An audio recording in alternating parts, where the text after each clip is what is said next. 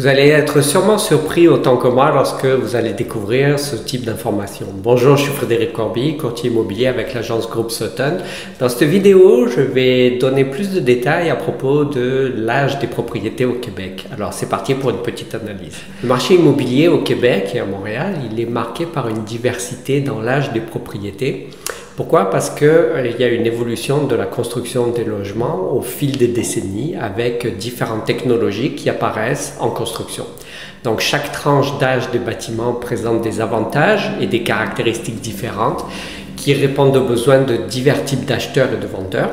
Donc voici une répartition des âges et des propriétés des immeubles au Québec avec comme source centriste. Avant 1960, 25%. Oui, les propriétés construites avant 1960 représentent un quart des logements au Québec.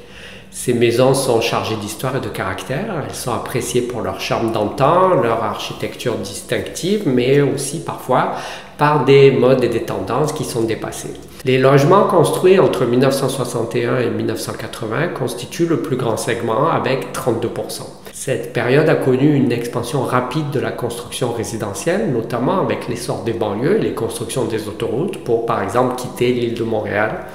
Ces maisons venaient également avec des très grands terrains et possèdent aujourd'hui de magnifiques arbres matures qui avaient été plantés à l'époque. Je pense notamment à un quartier en particulier, à Fabreville, à Laval. Et de 1980 à 1990, maintenant, c'est 14%. Les propriétés construites entre 80 et 90 représentent environ 14% du parc immobilier existant aujourd'hui au Québec. Et ces bâtiments bénéficient souvent des techniques de construction modernisées et des matériaux plus récents, comme par exemple l'apparition des plaques de gypse dans les années 80. De 1991 à 2000, c'est 10%. Les logements qui ont été construits dans la dernière décennie du XXe siècle forment à peu près 10% des propriétés.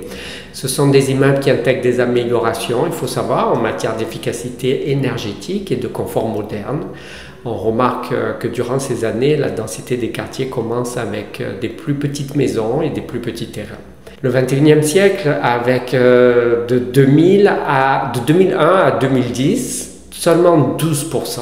Les constructions de cette décennie représentent seulement 12% et sont synonymes de design contemporain et des normes de construction élevées offrant un meilleur confort et des performances énergétiques supérieures. C'est aussi l'apparition de différents labels éco-énergétiques comme par exemple Nouveau Climat, LEED. De 2011 à 2016, seulement 6%. Les logements les plus récents construits entre 2011 et 2016 constituent 6% du marché. Ce sont des immeubles qui sont généralement dotés des technologies les plus avancées en matière de construction durable et d'efficacité énergétique. L'analyse de l'âge des propriétés au Québec révèle que la plus grande majorité des bâtiments ont été construits dans les années avant les années 90, soit un total de 71%. Comme je l'ai dit, donc 25% avant 60, 32% entre 61 et 80, 14% entre 81 et 90. Cela semble démontrer que l'on construit moins d'habitations que dans les années antérieures. Avec la croissance de la population, il n'est donc pas étonnant que le prix des propriétés actuelles augmente. Pourquoi? Parce que nous devons faire face à une pénurie de construction, une pénurie de propriétés disponibles. En conclusion, le marché immobilier québécois, c'est un mélange riche de propriétés anciennes et modernes, offrant aux acheteurs une variété de choix selon leurs préférences en termes d'architecture, de confort, d'efficacité énergétique, mais aussi pour leur budget. Alors que vous soyez attiré par le charme des maisons anciennes ou par les commodités modernes des nouvelles constructions, au Québec, il y a quelque chose forcément pour vous, pour le goût de chacun et pour les besoins de chacun. Un courtier immobilier d'expérience et bien positionné dans son secteur comme moi peut vous conseiller sur le type de maison, le type de propriété et l'âge en fonction de vous, vos attentes et vos besoins. Alors avec mon expertise et mes connaissances approfondies du marché, je vais être capable de vous guider vers la propriété idéale pour vous en tenant compte de vos préférences et de votre budget. Pour cela, je vous invite à me contacter. Si vous avez aimé cette vidéo, que vous l'avez trouvé de bons conseils, je vous invite à la liker. Si vous voulez plus de vidéos et de conseils sur le marché de l'immobilier, abonnez-vous à ma chaîne YouTube